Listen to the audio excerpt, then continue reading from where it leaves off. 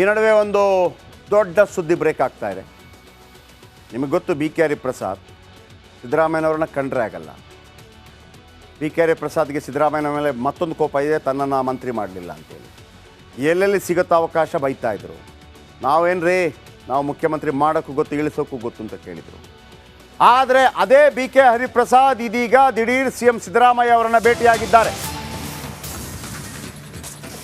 CM ಸರ್ಕಾರ ನಿವಾಸ ಕಾವೇರಿಯಲ್ಲಿ ಭೇಟಿ ಮಾಡಿ ಸುದೀರ್ಘ ಚರ್ಚೆ, 1.5 ಗಂಟೆ ಇಬ್ಬರು ನಾಯಕರು ಮಾತುಕತೆ. 1.5 ವರ್ಷದ ಬಳಿಕ ಹರಿಪ್ರಸಾದ್ ಸಿದ್ದರಾಮಯ್ಯ ಮುಖಾಮುಖಿ. ಇಬ್ಬರು ಒಂದೇ ಪಕ್ಷದಲ್ಲಿದ್ದರೂ ಕೂಡ ಪರಮ ದ್ವೇಷಿಗಳು. ಬಿ ಕೆ ಹರಿಪ್ರಸಾದ್ಗೆ ಏನು ಅಂತಂದರೆ, ನಾನು ಮೂಲ ಕಾಂಗ್ರೆಸ್ಸಿಗ ಅಂತ, ಸಿದ್ದರಾಮಯ್ಯನವರಂತ ವಲಸಿಗ ಕಾಂಗ್ರೆಸ್ಸಿಗ ಅಂತೇಳಿ ಡೈರೆಕ್ಟ್ಲಿ ಇಂಡೈರೆಕ್ಟ್ಲಿ ಹೇಳ್ತಾನೆ ಇರ್ತಾರೆ. ಹಾಗಿದ್ರೆ ಸಿದ್ದರಾಮಯ್ಯ ಮತ್ತು ಬಿ ಕೆ ಹರಿಪ್ರಸಾದ್ ಫ್ರೆಂಡ್ಶಿಪ್ ಅಂತಂದರೆ ಏನೋ ನಡೀತಾ ಇದೆ. ಯಾರು ಈ B K Hariprasad? B K Hariprasad Ediga ಸಮುದಾಯದ ನಾಯಕರು. ಈಗ ಕಾಂಗ್ರೆಸ್ ಗೌರ್ಮೆಂಟ್ನಲ್ಲಿ ಈಡಿಗ ಸಮುದಾಯದ ಯಾರಿದ್ದಾರೆ? ಮಧು ಬಂಗಾರಪ್ಪ ಇದ್ದಾರೆ. ಕಳೆದ ಬಾರಿ ಕೂಡ ಮಧು ಬಂಗಾರಪ್ಪ ಮತ್ತು ಹರಿಪ್ರಸಾದ್ ಅವರ ನಡುವೆ ಯಾರು ಮಂತ್ರಿ ಅಂತ ಹೇಳುವಾಗ ಸಿದ್ದರಾಮಯ್ಯ ಮಧು ಬಂಗಾರಪ್ಪ ಅವರನ್ನು ಮಂತ್ರಿ ಮಾಡಿದ್ರಂತೆ. ಸೊ ಹಾಗಾಗಿ ಇವರಿಬ್ಬರ ಮಾತುಕತೆ, ಈ ಮೂಡ ಹಗರಣ, ವಾಲ್ಮೀಕಿ ಹಗರಣದಲ್ಲಿ ಎಲ್ಲ ಶತ್ರುಗಳನ್ನು ಮಿತ್ರರನ್ನಾಗಿ ಮಾಡಿಕೊಳ್ಳುವಂಥ ಪ್ಲ್ಯಾನ್. ಸಿದ್ದರಾಮಯ್ಯನವರು ಒಂದು ಉತ್ತಮ ನಡೆ ಇಟ್ಟಿದ್ದಾರೆ. ಜೊತೆಗೆ ಹೈಕಮಾಂಡ್ ಹೇಳಿದೆಯಂತೆ, ಎಲ್ಲರ ಜೊತೆ ಚೆನ್ನಾಗಿರಿ, ಈ ಸಂದರ್ಭ ಎಲ್ಲರೂ ಚೆನ್ನಾಗಿರ್ಬೇಕು. ಇದು ಭಾಳ ಉತ್ತಮ ನಡೆ. ಯಾಕಂದರೆ ಎಲ್ಲೂ ಟೀಕೆ ಬರಬಾರ್ದು ಅಂತೇಳಿ. BJPಯಲ್ಲಿ ನೋಡಿ, ಪಾದಯಾತ್ರೆ ಮಾಡ್ತಾಯಿದ್ರು. ಅಲ್ಲಿ ಬಸನಗೌಡ ಪಾಟೀಲ್ ಯತ್ನಾಳ್ ಬೇರೆನೇ ಮಾತಾಡ್ತಿದ್ದಾರೆ, ರಮೇಶ್ ಜಾರಕಿಹೊಳಿ ಬೇರೆನೇ ಮಾತಾಡ್ತಿದ್ದಾರೆ. ಆಮೇಲೆ ಇವತ್ತು ಗಲಾಟೆ ಆಯಿತು, ಪ್ರೀತಮ್ ಗೌಡ ಬಂದರು ಅನ್ನೋ ಕಾರಣಕ್ಕಾಗಿ. ಮತ್ತೊಂದು ಕಡೆ CP ಯೋಗೇಶ್ವರ್ ಬೇರೆನೇ ಮಾತಾಡ್ತಾ ಇದ್ದಾರೆ. ಬನ್ನಿ, ಹಾಗಿದ್ರೆ ಬಿ ಕೆ ಹರಿಪ್ರಸಾದ್ಗೆ ಮಂತ್ರಿಗಿರಿ ಕೊಟ್ಟು ಸಮಾಧಾನ ಮಾಡ್ತಾರಾ? RC ಬೌದ್ಧ ಯಹೂದಿ ಧರ್ಮಗಳ ಜನರಿಗೆ ತೊಂದರೆ ಆಗಿದ್ದರೆ ಅವರು ಬರ್ಬೋದು, ಅವರಿಗೆ ನೇರವಾಗಿ ಭಾರತ ಪೌರತ್ವ ಸಿಗುತ್ತೆ. ಈಗ ಹೇಗೆ ಕ್ರಮ ಅಂತ ಕೇಳ್ಬೋದು. ಕನಿಷ್ಠ 7 ವರ್ಷ ವಾಸವಿದ್ದರೆ ಭಾರತ ಪೌರತ್ವ ದೊರೆಯುತ್ತೆ, ಒಂದು ಟೈಮ್ ಇದೆ ಅದಕ್ಕೆ.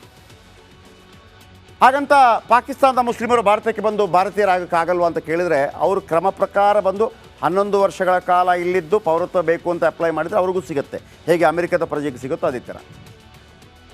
ಆದರೆ ಡಿಸೆಂಬರ್ 31, 2014ರವರೆಗೆ ಭಾರತಕ್ಕೆ ಬಂದವರಿಗೆ ಇದು ಅನ್ವಯವಾಗುತ್ತೆ. ಈಗಿದ್ದವರು CA ಏನಾಗುತ್ತೆ ನಾಳೆ, ಈಗ CA ಮೋಸ್ಟ್ಲಿ ತರ್ತಾರೆ. ಈಗ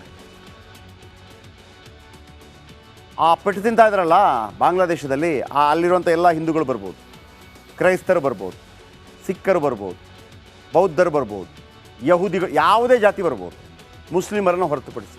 ಯಾಕೆ ಮುಸ್ಲಿಮರ ವಿರುದ್ಧ ದ್ವೇಷನ ಅಂತ ಕೇಳ್ಬೋದು? ನೋ, ಮುಸ್ಲಿಮರ ರಾಷ್ಟ್ರವೇ ಅದು.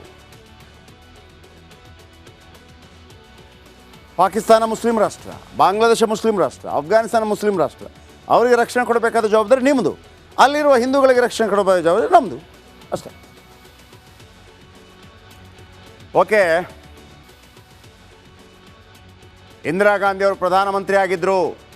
ಆ ಕಡೆ ಪಾಕಿಸ್ತಾನ, ಈ ಕಡೆ ಬಾಂಗ್ಲಾದೇಶ, ಇವರ ನಡುವೆ ಯುದ್ಧ ಆಗುತ್ತೆ, ವಿಮಾನಗಳು ಹಾರಾಡುತ್ತೆ, ಯುದ್ಧ ವಿಮಾನಗಳು ಹಾರಾಡುತ್ತೆ. ಖಬರ್ದಾರ್ ಅಂತ ಇಂದಿರಾ ಗಾಂಧಿ ಹೇಳ್ತಾರೆ. ನನ್ನ ಭೂಮಂಡಲದ ಮೇಲೆ ಏನಾದರೂ ಹಾದು ಹೋದರೆ ನಾನು ಸುಮ್ಮನಿರಲ್ಲ. ಬಾಂಗ್ಲಾದೇಶಕ್ಕೆ ಸಪೋರ್ಟ್ ಮಾಡ್ತಾರೆ, ಬಾಂಗ್ಲಾದೇಶಕ್ಕೆ ಸ್ವಾತಂತ್ರ್ಯ ತಂದು ಕೊಡ್ತಾರೆ. ಹಾಗಾಗಿ ಬಾಂಗ್ಲಾದೇಶ ನಮ್ಮ ಜೊತೆ ಚೆನ್ನಾಗೇ ಇರುತ್ತೆ. ನೋಡಿ, ಆವತ್ತು 1971 ಮಾರ್ಚ್ 26ಕ್ಕೆ ಸ್ವಾತಂತ್ರ್ಯ ಬಂದಾಗ ಯುದ್ಧ ಕಾಲದಲ್ಲಿ ಅಬ್ಬರಿಸ್ತಾರೆ ರಜಾಕಾಕರು. ಯಾರು ರಜಾಕಾಕರು? ಪಾಕಿಸ್ತಾನಿಗಳು ಬಾಂಗ್ಲಾದೇಶದ ಮೇಲೆ ಅಟ್ಯಾಕ್ ಮಾಡ್ತಾ ಇರ್ತಾರೆ, ಅಲ್ಲಿ ಜನರ ಮೇಲೆ. ಅವರಿಗೆ ಈ ಬಾಂಗ್ಲಾ ಮಾತಾಡೋರನ್ನು ಕಂಡ್ರೆ ಆಗಲ್ಲ, ಉರ್ದು ಮಾತಾಡಬೇಕು ಅಂಥೇಳಿ. ಜೊತೆಗೆ ವ್ಯವಸ್ಥಿತವಾಗಿ ಹಿಂದೂಗಳ ಮೇಲೆ ದೌರ್ಜನ್ಯ ನಡೀತಾ ಇತ್ತು. ಆ ಸಂದರ್ಭದಲ್ಲಿ 40,000 ಬೆಂಗಾಲಿ ಮಹಿಳೆಯರ ಮೇಲೆ ಅತ್ಯಾಚಾರ ಆಗತ್ತ ಸಂದರ್ಭದಲ್ಲಿ 1971. ಅತ್ಯಾಚಾರಕ್ಕೊಳಗಾದ ಬಹುತೇಕರು ಹಿಂದೂಗಳು, ರಜಾಕಾಕರ್ ಮಾಡಿದ್ದು. 1,00,000ಕ್ಕೂ ಹೆಚ್ಚು ಹಿಂದೂಗಳ ನಿರ್ದಯ ಹತ್ಯೆ ಆಗತ್ತೆ ಅಲ್ಲಿ. ಸ್ವಾತಂತ್ರ್ಯ ಬಂದು ಅಲ್ಲಿ 6 ತಿಂಗಳಲ್ಲಿ ಅದಾಗಿದ್ದರೆ ಈಗಿನ ಸಂದರ್ಭದಲ್ಲಿ ಏನಾಗಿದೆ ಬನ್ನಿ ಹೇಳ್ತೀನಿ. 2020 ಜನವರಿಯಿಂದ ಜೂನ್ವರೆಗಿನ ಲೆಕ್ಕ ಕೊಡ್ತೀನಿ. ಕೇವಲ 6 ತಿಂಗಳಲ್ಲಿ 72 ಹಿಂದೂಗಳ ಬರ್ಬರ ಹತ್ಯೆಯಾಗಿದೆ. 87 ಹಿಂದೂಗಳ ಮೇಲೆ ಹತ್ಯೆ ಯತ್ನವಾಗಿದೆ. 61 ಹಿಂದೂಗಳಿಗೆ ಕೊಲ್ಲುವುದಾಗಿ ಬೆದರಿಕೆ ಹಾಕಿದ್ರು. 512 ಹಿಂದೂಗಳು ಗಾಯಗೊಂಡಿದ್ದರು. ಕೇವಲ 6 ತಿಂಗಳಲ್ಲಿ 25 ಹಿಂದೂಗಳು ನಾಪತ್ತೆಯಾದರು. 2 ಕೋಟಿ ಟಾಕಾದಷ್ಟು ಹಣ ಸುಲಿಗೆ ಮಾಡಲಾಗಿತ್ತು. ಟಾಕಾ ಅಲ್ಲಿಯ ದುಡ್ಡು. ಹಿಂದೂಗಳಿಗೆ ಸೇರಿದ 40 ಮನೆಗಳಲ್ಲಿ ಲೂಟಿಯಾಗಿತ್ತು.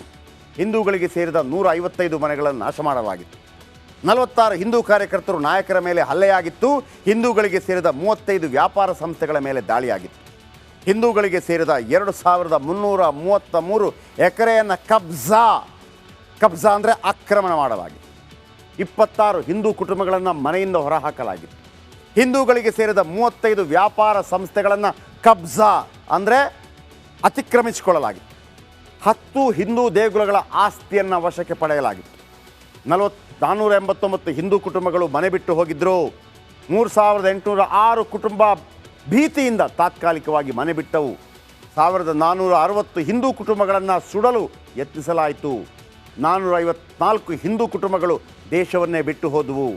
ಬರೋಬ್ಬರಿ 164 ಹಿಂದೂ ದೇಗುಲಗಳ ಮೇಲೆ ದಾಳಿಯಾಯಿತು. 28 ಹಿಂದೂ ದೇಗುಲಗಳನ್ನು ಲೂಟಿ ಮಾಡಲಾಯಿತು. 249 ಹಿಂದೂ ದೇವರ ಮೂರ್ತಿಗಳನ್ನು ನಾಶ ಮಾಡಲಾಯಿತು. 235 ಹಿಂದೂ ಮಕ್ಕಳ ಮಾನವ ಕಳ್ಳ ಸಾಗಣೆ ಮಾಡಲಾಯಿತು. 48 ಹಿಂದೂಗಳನ್ನು ಕಿಡ್ನ್ಯಾಪ್ ಮಾಡಲಾಯಿತು. ಓರ್ವನ ಕಿಡ್ನ್ಯಾಪ್ ಯತ್ನ ವಿಫಲ ಆಯಿತು. 15 ಮಹಿಳೆಯರ ಮೇಲೆ ಅತ್ಯಾಚಾರ ಆಯಿತು. 2 ಮೇಲೆ ಗ್ಯಾಂಗ್ ರೇಪ್ ಆಯಿತು. 2486 ಹಿಂದೂಗಳನ್ನು ಇಸ್ಲಾಂಗೆ ಮತಾಂತರ ಮಾಡಲಾಗಿದೆ. 343 ಹಿಂದೂ ಕುಟುಂಬಗಳನ್ನು ಬಹಿಷ್ಕರಿಸಲಾಗಿದೆ. 2020ರಿಂದ ಇದು ಸರಸ್ವತಿ ಪೂಜೆ ಮಾಡಿದ್ದ 7000 ವಿದ್ಯಾರ್ಥಿಗಳ ಮೇಲೆ ಹಲ್ಲೆಯಾಗಿದೆ. ಕಳೆದ 6 ತಿಂಗಳಲ್ಲಿ ಆಗಿರುವಂಥ ಘಟನಾವಳಿಗಳಿದೆ. ಅಥವಾ ಫೈನಲ್ಗೆ ಆಯ್ಕೆಯಾಗಿದ್ದಾರೆ. ಒಂದೇ ಗೇಮಲ್ಲಿ ಏನೋ ಒಂದು ಹುಷಾರಿಲ್ಲ, ಗೇಮಿಂದ ವಾಪಸ್ ತಗೊಂಡ್ರು, ಬೆಳ್ಳಿ ಬರುತ್ತೆ. ಆದರೆ ಇದು ಯಾವುದೂ ಇದರಲ್ಲಿ ಚಾನ್ಸ್ ಇರೋದಿಲ್ಲ, ಅನರ್ಹಗೊಂಡಿದ್ದಾರೆ. ಆಮೇಲೆ ವಿನೇಶ್ ಫೋಗಟ್ ಅವರ ಈ ಹಿಂದೆ ಕೂಡ ಇಂಥ ಅನೇಕ ಬ್ಯಾಡ್ ಲಕ್ ಸ್ಟೋರಿಗಳು ತುಂಬ ಇದೆ. ಅದೀಗ ಸದ್ಯಕ್ಕೆ ಬೇಡ.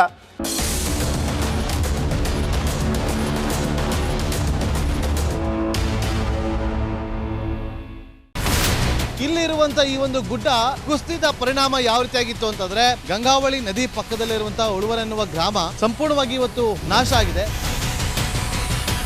ಮನೆ ಮಠ ಏನಿಲ್ಲ, ಎಲ್ಲ ಹೋಗ್ಬಿಟ್ಟಿದೆ. ಇವತ್ತು ರಿಪಬ್ಲಿಕ್ ಕನ್ನಡ ಮಾಡಿದಂತ ಒಂದು ವರದಿಯಿಂದಾಗಿ ಎಚ್ಚೆತ್ತುಕೊಳ್ಳುವಂತ ಕೆಲಸ ಸರ್ಕಾರ ಮಾಡಿದೆ, ಸಚಿವರು ಕೂಡ ಮಾಡಿದ್ದಾರೆ. 2 ಗಂಟೆಗೆ ಸುದ್ದಿ ಮೂಡಿಸಿದ್ದು 6 ಗಂಟೆಗೆ ಎಲ್ಲ ಸಚಿವರು ಮಿನಿಸ್ಟರ್ ಎಲ್ಲ ಬಂದು ಇಲ್ಲಿ ನೋಡೋಗಿದ್ದಾರೆ.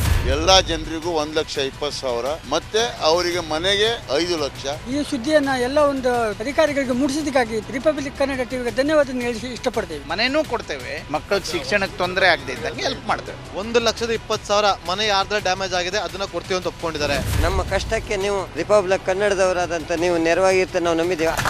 ಅವರಿಗೆ ಸೂರನ್ನ ಕಲ್ಪಿಸಿ ಕೊಡೋವರೆಗೂ ಕೂಡ ರಿಪಬ್ಲಿಕ್ ಕನ್ನಡ ಅವರಿಗೆ ಧ್ವನಿಯಾಗಿ ನಿಲ್ಲುವಂತ ಕೆಲಸವನ್ನ ಮಾಡುತ್ತೆ.